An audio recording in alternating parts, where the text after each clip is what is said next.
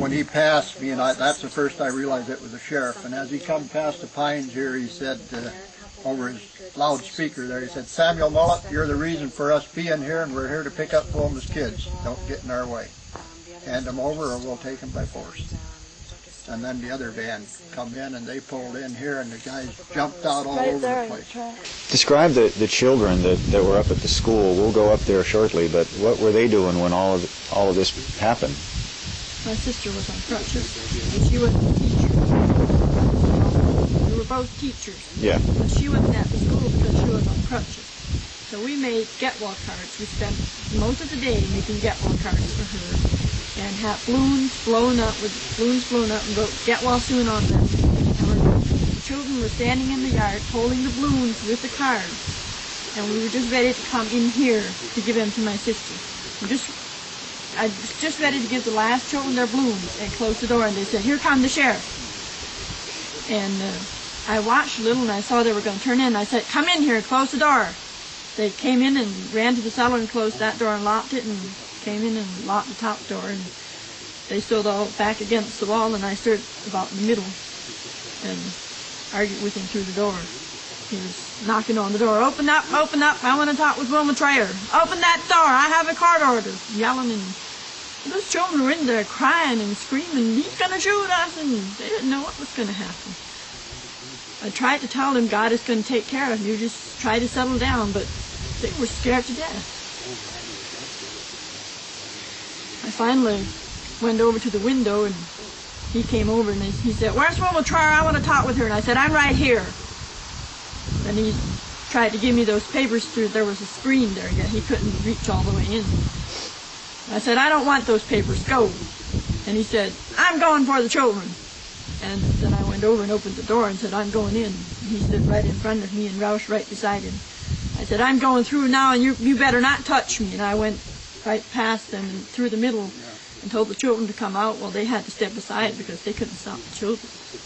The children all came out and surrounded me, and we walked out down the road. And when he seen we were going to come in, he told the guys to leave, and they jumped in and they sprung in here, just bang, they were in here. And when we came up the road was blocked. And I said, "I'm getting through." "No, you're not, you're not getting through here." And he grabbed the hold of my arm, and I just went like this, and he went back, and the other guy was running around trying to get a hold of me, and the scholars ran around the car and fell in the mud and had mud all over their clothes, trying to get through because they were scared. They were crying and screaming, and we all run in the lane, and I don't know what happened with the car then. And then I told the children to go through the woods down to that house, and I came running in by myself. And how many children were there in the school? 29. Ages, how old were they? From 6 to 13, I think. 6 years old to 13. First to 8th grade.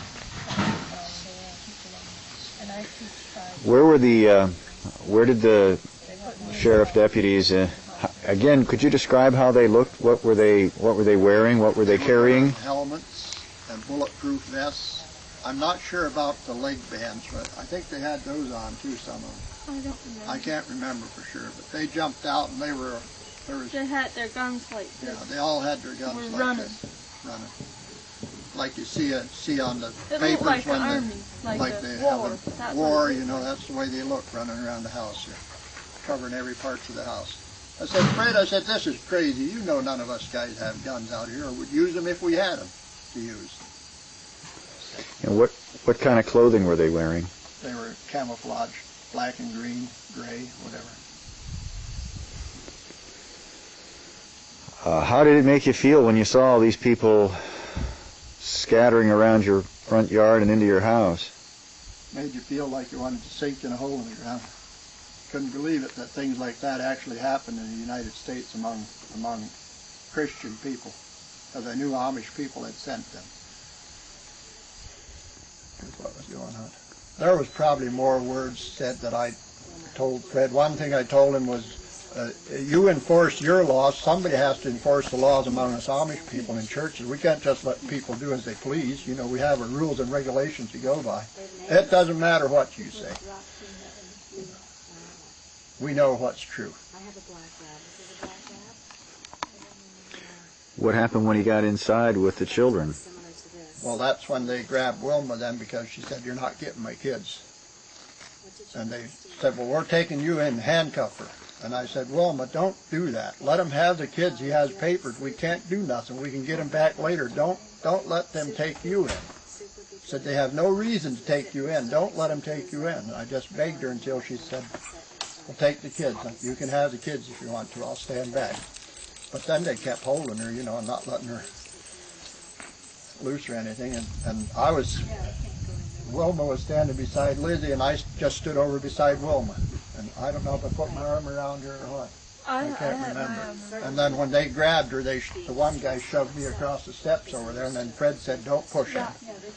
But it was already too late. He'd already pushed me. And does he have a right to do that? Is that the way the law works? I wasn't doing nothing. I didn't have my hands lifted or nothing. Did I have a glass of water in my hand or a can of pop? I can't remember. I don't think I did. I think I had my hands in my pockets. Yeah, you were standing down there by the ice box just like that. Yeah. Would you like to describe what you were going through when you first came into the yard here from the schoolhouse? We'll go up to the schoolhouse in a minute. You were mad. What did you see when you got to the front yard here? Sheriff all over, sheriff in here. What did you do? I went in there on the porch and went towards Lizzie to get my daughter and said, "You're not getting my children." And Fred, I said, "You're not getting my children." And he said, "If somebody refuses, you'll get arrested." Yeah, he said, "What? If you refuse, you're going to get arrested." He started screaming in her face. And I whirled around him and said, "You're going to pay for this." And Roush grabbed me from like this, had a hold of me, and the other ones that were standing on the porch, I don't remember if they had guns or not, came behind all the sights and were going to handcuff me like this in the back. And Dad pleaded that I should just tell him to take the children, and I told him to take them. Then he still kept a hold of me until the children were out of sight, and they were still trying to shove Lizzie and shove Dad, and were still trying to handcuff me, and Dad was trying to tell him to have the children. You can't take me and the children. You don't have an order for me. You have the children, I'll let go. Fred told him a couple times to leave, let go, and finally let go and left. How did you feel? Mad. Nothing, no other word. Mad and scared both. The way we all feel. Scared half to death and mad. Knowing we couldn't do nothing. Did you expect this, Wilma? I figured they'd get me. And I still think I'm going to be gone next week.